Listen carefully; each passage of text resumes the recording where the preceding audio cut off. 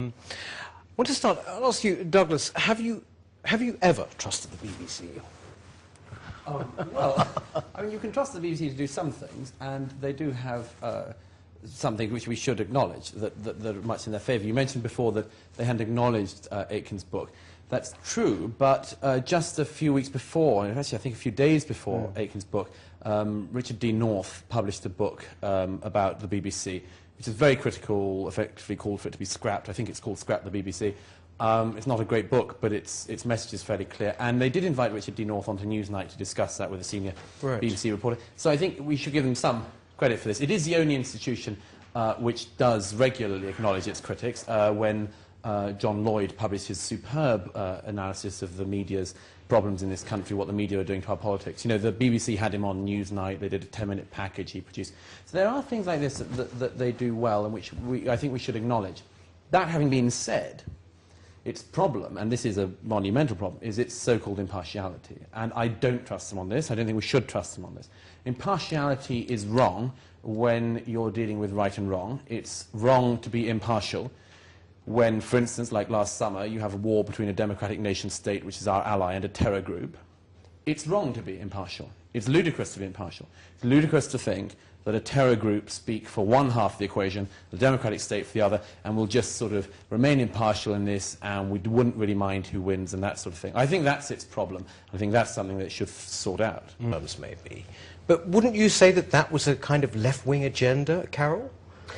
Well, I have a slightly different view from all of this, even from your introduction, because I come from the American and the pro-Israel viewpoint. And in the past 5 years, I've been at the receiving end of an awful lot of abuse, verbal and otherwise, in the workplace, from colleagues, from taxi drivers, all the way up to the most distinguished colleagues in the film and television industry. And I think that the problem with the BBC, excuse me, is that they are so almost obsessed, almost fixated on showing, as Douglas mentioned, the viewpoint of Hamas, the viewpoint of Hezbollah, at the expense of showing Israel or the United States in any other guise except this horribly militaristic, violent society. And my complaint is, why doesn't the BBC ever go to Israel and go to the Mann Auditorium or to the Cameri Theatre or go to the zillions of art galleries? The book fairs are so crowded you can't get into the center of Tel Aviv. Little kids with piles of books. And Arabs and Jews getting together in Haifa, in Jaffa. Arabs and Jews live together in Jerusalem. And that is something that the BBC consistently does not show. Kate Adie on Reporter's Notebook on the weekends. The times that I have phoned in and said, as a journalist, I am appalled. Every week, it's some horrific thing to do with something happening in, quote, Palestine. Never an interview with an Israeli. So presumably you found the coverage of the conflict, last year, I mean, pretty frustrating. I have to admit, I was in the United States the whole time. Right. Lucky you. But But I was aware from following it on the web. I was checking in to see how the BBC was covering it. So I wasn't here. But I was aware from friends here that they were throwing things at the television. To me, and I've not worked in the news, there is definitely what I would call a Guardianista approach to almost everything there. I mean, you've been in television, haven't you? Yes. And you must have worked with the BBC at certain point. Interestingly enough, I worked at Anglia for 10 years at ITV. And in the last 2 years at Anglia, 2 people from the BBC came in to, quote, reorganize our department. We happen to have the most successful department in the world. ITV Drama, Anglia Drama was the Rolls-Royce of ITV. And 2 people from the BBC were brought in. And I have to be careful here because I don't want you having the legal department on your back. But there were 2 people who came in, and first of all, the money they spent on expenses was staggering because at ITV you have to be careful because you're answerable to the shareholders and to the advertisers. But definitely their political views were so radically different from ours. We were a fairly conservative bunch at Anglia. And you could feel this it was sort of like aliens coming in. But I want to say, actually, Peter, that the darkest moment to me at the BBC in the past decade was the night Philip Lader was on, and it was on Question Time. Yes. I agree. When Yes. that really was, to me, Shocking, the BBC. beyond Could at you its explain, that worst. was actually the It was on ambassador, September US ambassador at the 13th, time. 2001. Throw your mind back to the way you felt that week. Anybody who didn't feel something about what America had suffered has to have a heart of stone. And that was 2 days after 9/11. It was the first program that was on after the complete break in regular programming. And Philip Lader was the former US ambassador to Great Britain. And they seem to have handpicked an audience to foot stomp him. Now, okay, 3 years later, maybe so, but 2 days after the event, and David Dimbleby didn't do anything to stop this foot stomping, this barracking. And apparently, I don't know whether this is true or not, but Philip Lader burst into tears Yeah, after the program. He would say he was near tears on the programme itself. I mean, I agree, that was one of the most shocking programmes we've had. That was partly to do with, that was an audience problem, but it was BBC's fault for getting a particular audience. For Question Time, I didn't realise this until recently, they screen audiences. Well, they insist usually that they are kind of a mixture of all political parties. They Yeah, always but insist its idea of, again, there's this notion, the impartiality notion, this applies to audiences as well as others. The impartiality notion means that, say if most people in this country vote Conservative and Labour, and they do, that therefore if there were one other political party, however little of the vote they got, the BBC would get that party on. Now, I mean, you don't see this with far-right parties, and I think we should be grateful the BBC don't decide, oh, there's another point of view and it's a fascist point of view, therefore we'll invite them on.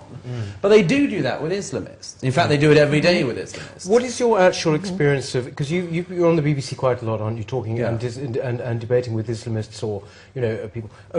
What is your take on it? I mean, there is this. The reason I ask this is there seems one of the things that people get very, very annoyed about with the BBC is that politically someone from the right is always labelled from the right. Yeah. Somebody who is, in fact, often they're mainstream presenters or whatever, who are not from the right, are not labelled. You don't know what their perspective is. Do you have sort of experience? Well, yeah, I mean, incidentally, it should be said about the general bias within the BBC is it's no surprise. I mean, people who go to good universities and who generally study the arts come out with a pretty left-wing perspective in general. That's just the worldview they have. I mean, there's no conspiracy about it. That's just their view of the world. And they go to the BBC and they meet other people who think the same way. So there's no great conspiracy about this. But it is true that the way in which programmers work now on this one is that they will assume that the culture wars and everything have been won by the left and that they're over. There's nothing more to discuss, as it were. And therefore, a right-winger is a sort of anomaly, which perhaps if they just learn a bit more, they'll come around and they'll be normal too, is the presumption. It's perfectly normal to have a presenter like Raghi Omar, who has now seamlessly left the BBC and gone to Al Jazeera, who's just written a filthy book called Only Half of Me, Being Muslim in Britain, which compares people who speak out against Islamism as being morally equivalent to the 21st of July bombers who are currently on trial. I mean, that kind of thing. That was their main correspondent during the Iraq War. It's useful to remember that. It's useful to remember why their coverage was so skewed. But on the issue of this with the average interview, what happens is you get somebody like me who says, I'd rather that innocent Londoners weren't blown up for the crime of going to school and work. And then they go, well, there must be another point of view. We'll find somebody who thinks that is understandable. And that's what they do. They bring on extremists. I do think that's still a very old-fashioned view of yours, though. I mean, actually, if you look at the evidence of how the BBC covers politics, they've changed a hell of a lot. For example, take Question Time. They don't just have someone from the Labour Party, the Conservatives and the Liberals. They have another, and that could be Joe Blogs. Oh, they try and introduce, and this was a new thing that they did, they tried to introduce a sort of maverick person to sort of generate new ideas. Let me tell you that what was the idea. maverick person The other thing is that in news, it's certainly not the case that they're trying to simply go sort of Labour and Conservative and that's impartial or something. In fact, they've made great play to say we want diverse views. We want politics to express not what's in Parliament, but what's out there in the real world. But the diverse views are very limited. The diverse views are particularly slanted. For instance, I think it is right that the BBC does not invite on the fascists of the British National Party. I think that is entirely right. But the BBC has invited on I think 6 times to my account in the last year on Question Time as one of the guests, a member of the Respect Party, which is just as extreme, just as vile, just as fascistic as the BNP, but it comes from a direction which people in the BBC somehow think is legitimate. I think it's illegitimate. Are you talking about Salma Yaqub? Salma Yaqub, George Galloway. Why are they regulars and on Question Salma Time? Yaqub, Censorship the last for the time BNP, she was is on. that No, your I would like position? censorship for the BNP on the BBC, which happens, and I would also like censorship for the Respect Party. You can't play it one way. I don't think there should be censorship, though. At least the BBC has a liberal bias towards free speech. No, for a as many liberal different bias reasons towards possible. the fascists who come from the liberal side, as they see it. Colin, you do an ask. My complaint about Question Time for years and years and years is that the school bully picks on somebody who can't defend themselves. And on Question Time, week after week, week after week, the audience and the panel bashing America, bashing Americans, often saying things that are so outlandish, and David Dimbleby ought to correct occasionally these things that are said about Israel, Jews, America, the Holocaust, about the United States. But they never have an American. There are so many Americans living in Britain, in high places, in very important jobs. Maybe some of them don't want to do it.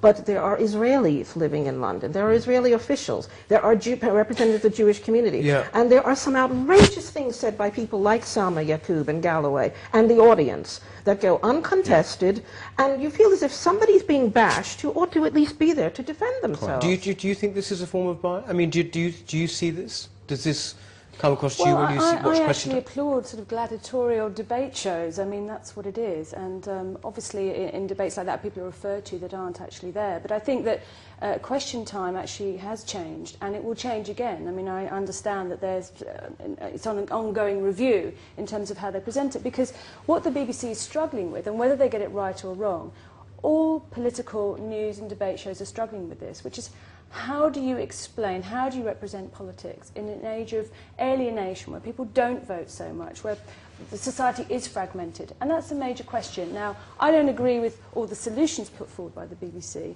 but it is nevertheless a question for anybody interested in these things. Well, I nearly resigned from BAFTA when The Power of Nightmares got the BAFTA award. And perhaps I'm a coward. Perhaps I should have.